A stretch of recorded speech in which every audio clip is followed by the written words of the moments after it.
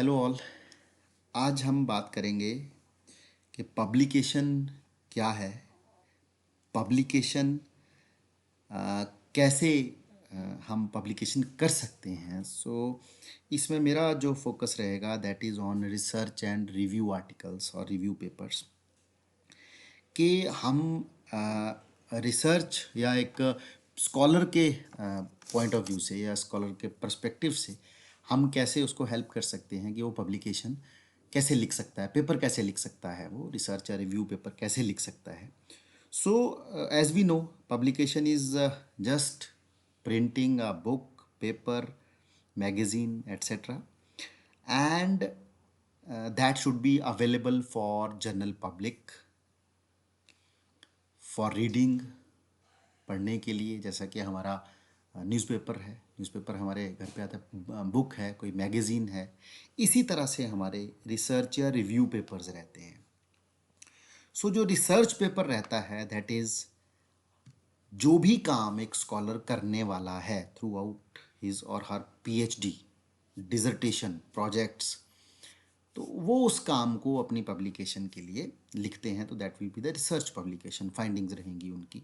और review publication के अंदर हम लोग जो हमारे रिव्यू आर्टिकल्स हैं, हम उनको आर्टिकल्स को पढ़ने के बाद, रिव्यू करने के बाद, हम उसको अपने लाइन लैंग्वेज के अंदर हम उसको लिखेंगे। तो ये रिसर्च और रिव्यू पेपर लिखने के लिए, आर्टिकल लिखने के लिए हमारे पास पेपर की बॉडी क्या रहने वाली है, पेपर कैसा रहने वाला है, या क्या हम लोग चीज़ें इंक्लूड करेंगे, ये चीज़ मैं सबसे पहले आप लोगों को बताऊंगा। इसमें मैंने एक दो चीज़ों का यहाँ पे जिक्र किया है। वन इज़ कि आपका पेपर कैसे रहने वाला है, आर्टिकल है, रिसर्च रिव्यू आर्टिकल है, शॉर्ट कम्युनिकेशन है, शॉर्ट आर्टिकल है। आजकल शॉर्ट आर्टिकल बहुत चलते हैं अच्छे अच्छे जर्नल्स में, बड़े बड़े जर्नल्स में फाइंडिंग्स बेस्ड शॉर्ट आर्टिकल्स बड़े अच्छे पब्लिश रहते हैं उनके। तो ये आपका टाइप किस तरह से रहने वाला है। तो मैंने एक जनरल, एक छोटा सा बॉडी पेपर की मैंने तैयार की है, वो मैं आप लोगों को यहाँ पे दिखाऊंगा। Firstly you must be clear with your title कि आपका टाइटल क्या रहने वाला है पेपर का। हम इसको मॉडिफाई कर सकते हैं बाद में, अपना पेपर कंप्लीट होने के बाद we can modify our title. तो हमें पिक, सबसे पहले तो हमारे मन में एक ब्रीफ आइडिया हो कि हम किस टाइटल पे, किस चीज़ पे काम करने वाले हैं, तो that will be the title. दूसरी, हम लोग यहाँ पे रहता है ऑथर्स। हम लिखते नहीं हैं कभी भी ऑथर, इसलिए मैंने इसको यहाँ पे कलर किया है। हम लिखते नहीं हैं ऑथर्स। हम क्या करेंगे, हम इसमें ये लिखेंगे नहीं, बट हम इसमें क्या करेंगे, ये मैंने आपको बताने के लिए कि फर्स्ट नेम, लास्ट नेम, इस तरह से ऑथर्स कितने भी हो सकते हैं, 1 2 3 4 5, जो भी हमारा नंबर रहेगा। First name and it's last name, तो सुपरस्क्रिप्ट की फॉर्म में हमने इसको हाईलाइट किया, 1 2 3 4 जो भी हमारा रहेगा। उसके बाद ऑथर्स की एफिलिएशन क्या है, ऑथर्स की एफिलिएशन के अंदर कि ऑथर कहाँ को बिलोंग करता है, किस इंस्टीट्यूट को बिलोंग करता है, किस लैब को बिलोंग करता है, किस यूनिवर्सिटी, किस कॉलेज को बिलोंग करता है, और उसका ईमेल आईडी क्या है, ये हमारा सारा रहने वाला है। अब जब ऑथर्स की इंफॉर्मेशन यहाँ पे कंप्लीट होगी, सपोज ये 2 ये 3 हमारे ऑथर्स की कंप्लीट होगी इंफॉर्मेशन, देन कॉरस्पॉन्डेंस, कॉरस्पॉन्ड कौन करने वाला है, ठीक है, कॉरस्पॉन्ड कौन करने वाला है। कॉरस्पॉन्डिंग ऑथर जो है, कॉरस्पॉन्डिंग ऑथर और फर्स्ट ऑथर, बेटा ये फर्स्ट ऑथर इसको हम बोलते हैं, जो पहले नंबर पे लिखा जाएगा, दूसरे नंबर पे लिखा जाएगा सेकंड ऑथर बनेगा, तीसरे नंबर पे लिखा जाएगा थर्ड ऑथर बनेगा। सिमिलरली जो फर्स्ट ऑथर है और कॉरस्पॉन्डिंग ऑथर है, हमारा जो सिस्टम है जिसके अंदर के जब मार्किंग रहती है, मार्क्स मिलते हैं, तो फर्स्ट ऑथर और कॉरस्पॉन्डिंग ऑथर के इक्वल मार्क्स उसमें रहते हैं। कॉरस्पॉन्ड कौन करने वाला है पेपर को, कम्युनिकेट कौन करेगा, तो कॉरस्पॉन्डिंग ऑथर का हमारे पास यहाँ पे पूरी डिटेल रहेगी, ABC कुछ भी हमारी डिटेल यहाँ पे कॉरस्पॉन्डिंग ऑथर की रहने वाली है, along with its email ID, phone number, detailed इसकी एफिलिएशन, वो सारा रहने वाला है। जब ये हमारा पार्ट यहाँ पे कंप्लीट होता है, then we start with the abstract. Abstract should be of, देखो हर एक जर्नल, कई बार जर्नल्स प्रिस्क्राइब करते हैं। अब ये जो मैंने एक टेम्पलेट उठाया है, इसमें ये लिखा है कि single paragraph of about 200 words maximum.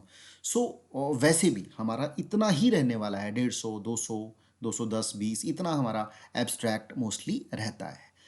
हम इसमें एब्स्ट्रैक्ट के अंदर, आप लोगों ने कभी पबमेड में भी देखा होगा कि हमारे एब्स्ट्रैक्ट के अंदर हमारी डिटेल्ड इंफॉर्मेशन यहाँ पे रहती है हमारे पास। सो एब्स्ट्रैक्ट में हम लोग जनरली छोटा सा एक introductory, then we have its materials and methodology क्या रहने वाली है, then we have its results, then we have its discussion and then we have its conclusion.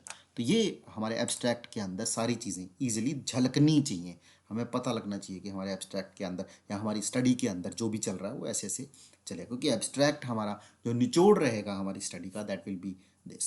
सो सबसे पहले कोई भी आप आर्टिकल जब जर्नल में भेजोगे तो इसी एब्स्ट्रैक्ट को पढ़ने के बाद जो रिव्यूअर है, ही और she is going to decide कि आपका आर्टिकल में क्या वेटेज है या कितना अच्छा आर्टिकल आपने तैयार किया है, पेपर तैयार किया है।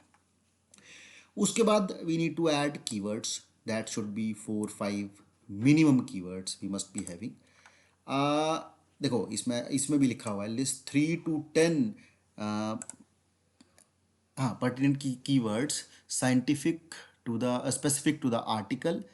ठीक है, तो ये जो कीवर्ड्स हैं आपके आर्टिकल के अंदर जो मेन कुछ शब्द रहते हैं, आप उनको यहाँ पे एज ए कीवर्ड लिखेंगे। Then we need to start with the introduction. Introduction के अंदर आपने जो भी आर्टिकल डिसाइड किया, सपोज़ आपने किसी जैसे अगर मैं साइंटिफिक उसमें बात बताऊं कि मैंने भी ब्रेस्ट कैंसर पे काम है, तो ब्रेस्ट कैंसर के लिए कैंसर क्या है, ब्रेस्ट कैंसर क्या है, कितनी टाइप्स में होता है, क्या क्या चीज़ें इसमें मेनली, तो ये हमारा इंट्रोडक्टरी रहने वाला है, जिसमें कि हम लोग इसको अगर आर्टिकल आपका रिसर्च आर्टिकल है तो मिनिमम 1 पेज या 1.5 पेजेस तक चलना चाहिए, तो वो थोड़ा ठीक रहेगा। रिव्यू आर्टिकल के अंदर भी ये 1.5-2 पेजेस तक हमारा चलेगा ये।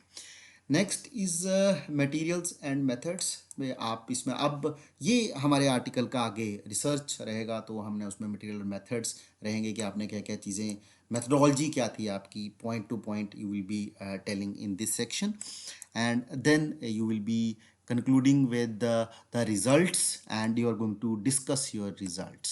आपकी जो भी फाइंडिंग्स रहेंगी आप उसको डिस्कस करने वाले हो।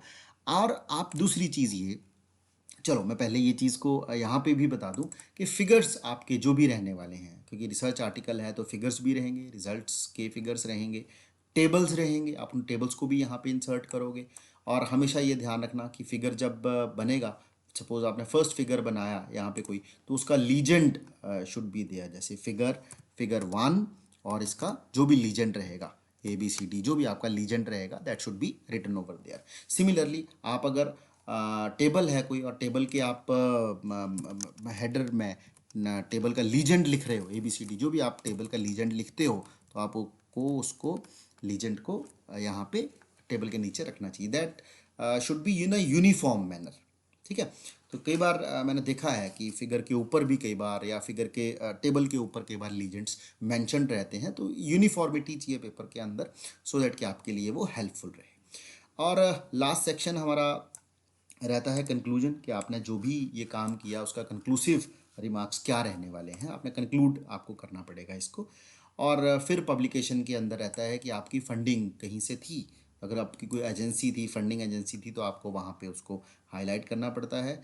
एक्नॉलेजमेंट के अंदर यू नीड टू एक्नॉलेज कि आप किस किस के साथ आपने कैसा कैसा काम रहा आपका, कि किस किस ने आपको सपोर्ट किया, ठीक है ना, तो ये आपको एक्नॉलेज करना पड़ेगा यहाँ पे। उसके बाद हमारे पास है that is conflict of interest, कि भाई जो सपोज़ कई बार इसको मैं ज़्यादा हाईलाइट तो नहीं करता, और हाँ इतना बता देता हूँ कि जैसे किसी ऑथर को कोई कन्फ्लिक्ट तो नहीं है किसी चीज़ को लेकर के, ऑथरशिप को लेकर के, काम को लेकर के, या किसी भी तरह से कोई इस तरह का अगर रहे तो कन्फ्लिक्ट ऑफ इंटरेस्ट ना हो, उनका जो रोल है उस रोल को भी ये चीज़ हमारी डिस्क्राइब करती है।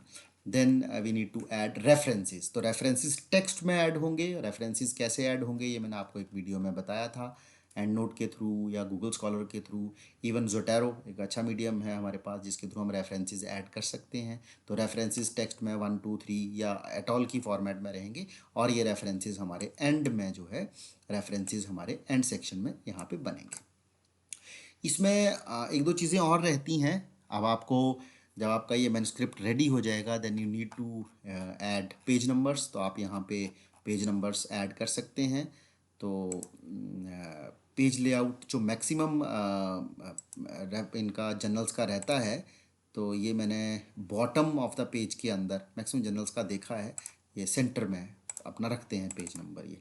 तो आप इस तरह से अपना मैन्युस्क्रिप्ट जो है रेडी कर सकते हैं। और जब आपका मैन्युस्क्रिप्ट रेफरेंसेस के लिए स्पेशली मैंने वीडियो बनाया है, पहले आप प्लीज़ उसको फॉलो करें, उसको देखें कि रेफरेंसेस आपके यूनिक रहेंगे, आपकी पब्लिकेशन जो है यूनिफॉर्म रहेगी, आपका स्टाइल यूनिफॉर्म रहेगा, तो आपका जो लिखा हुआ टेक्स्ट है that will be looking very nice.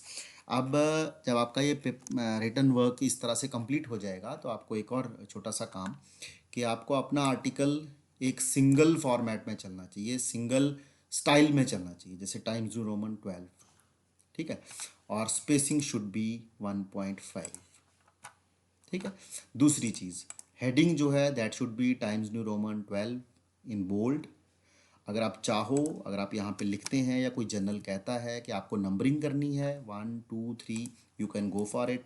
Otherwise अगर आप नहीं भी लिखेंगे चलेगा। देखिए, introduction then material and methodology, same font, same size और सेम इसका स्टाइल, कि भी ये हमारा जस्टिफाइड है। देखिए, सारा आर्टिकल हमारा जस्टिफाइड चाहिए।